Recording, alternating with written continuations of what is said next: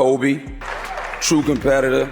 I know that he's retired now. He's gonna go on to do even greater things. And I love him and I respect him, but he brought everything out of me on the basketball court, and I appreciate him for that. Gotta go to this person, we gotta go to that person, we gotta do it this way, we gotta do it that way. You know what I mean? Put your ego aside, man. We trying to get it done, we need to get it done. Allen Iverson, names 5, NBA superstars.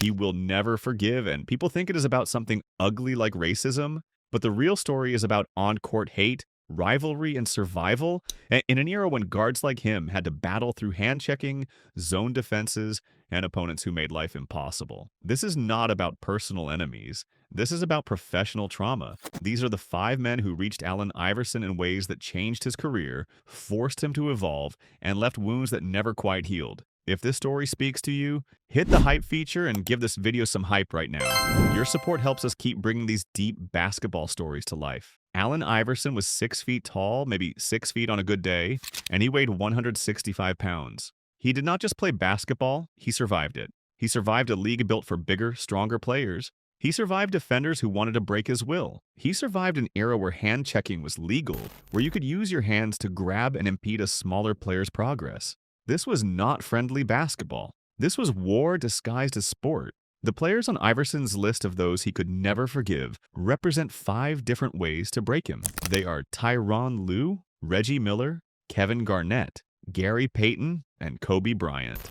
Each one threatened something different. Each one forced him to dig deeper, to find new edges, to survive in ways that other superstars never had to. Entering the league in 1996, Iverson carried the weight of controversy. The media establishment was uncomfortable with his aesthetic, with his cornrows and tattoos and unfiltered personality. They called him a thug. He was branded before he ever took a court in the NBA. This meant everything Iverson did was an act of defiance.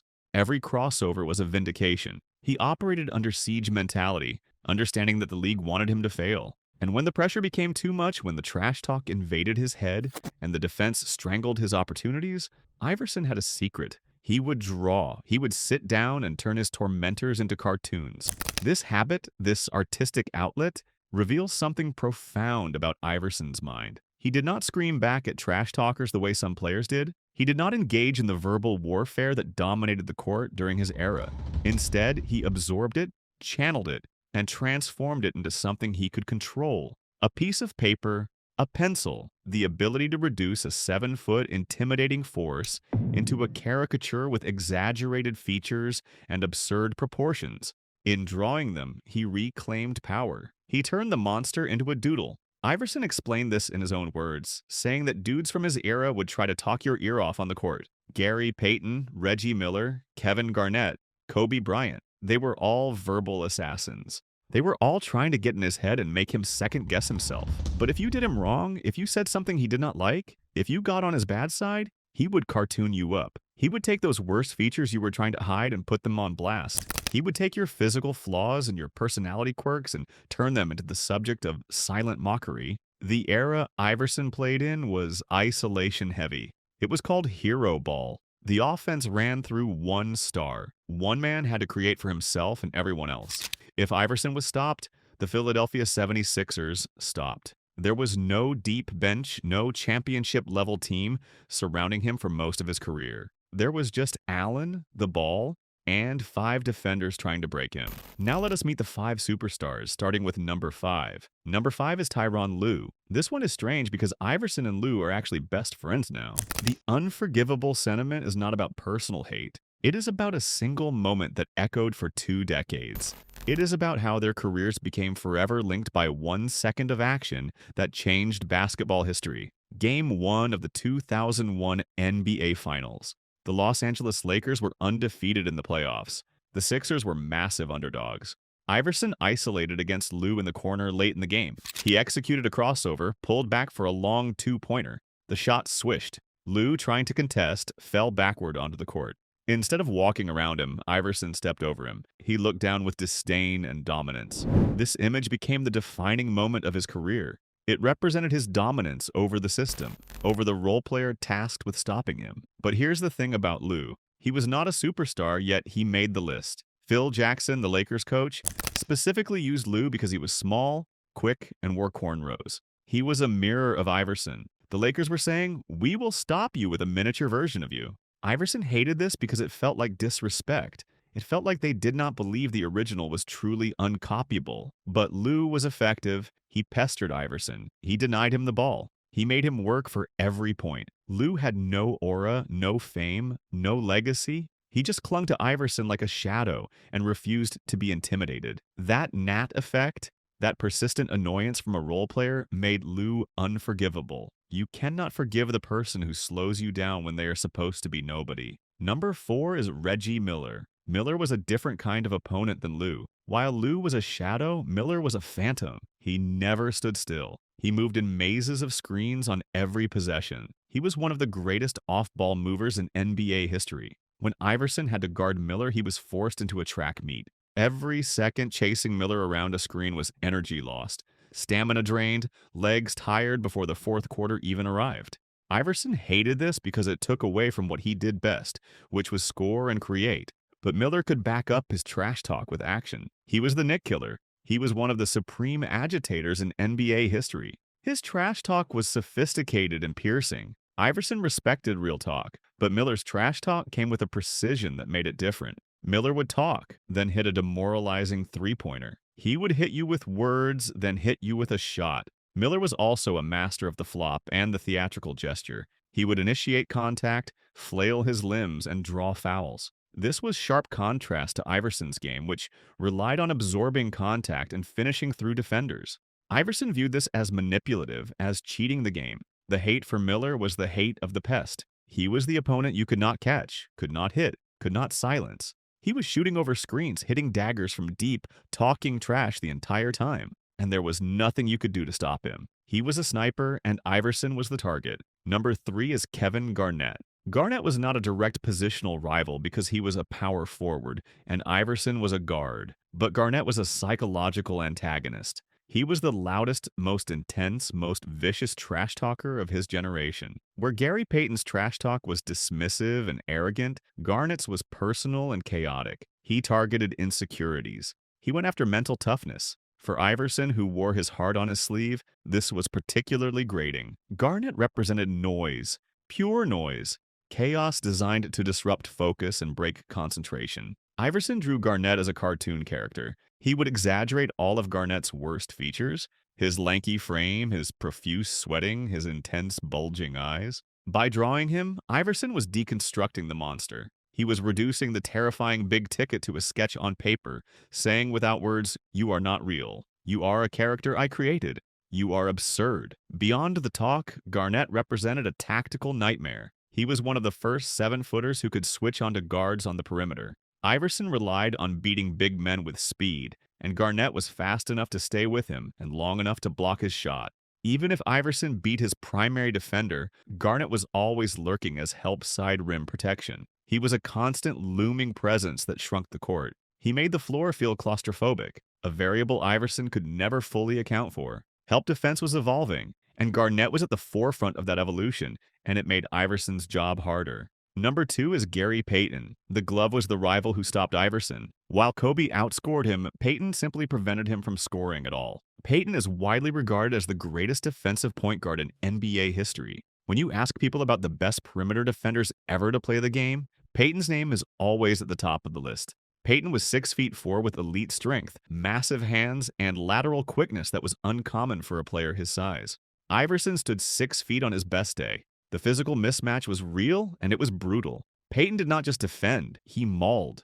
In the era of hand-checking, Payton could legally use his physicality to reroute Iverson, to deny him the ball, to wear him down over 48 minutes. There was no rules relief for a smaller guard being bullied by a larger defender. Iverson described Payton's defense as stifling and frustrating. Unlike modern defenses that rely on zone concepts and help side rotation, Payton played man-to-man defense that was intensely personal. He would prevent Iverson from even receiving the inbounds pass. For a player who needs the ball to create rhythm and feel the game flow, this was absolutely infuriating. Payton would also take Iverson into the post on the other end, forcing him to defend a stronger player, sapping his legs for offense. This was strategic genius designed to exhaust him, to make sure that by the fourth quarter, Iverson's legs were heavy and his quick twitch muscles were fried. The hate for Payton was the hate of impotence. There were nights when Payton made Iverson less effective than usual. For someone whose identity was built on being unstoppable, Payton was a constant reminder of mortality. Payton was also one of the league's premier trash talkers.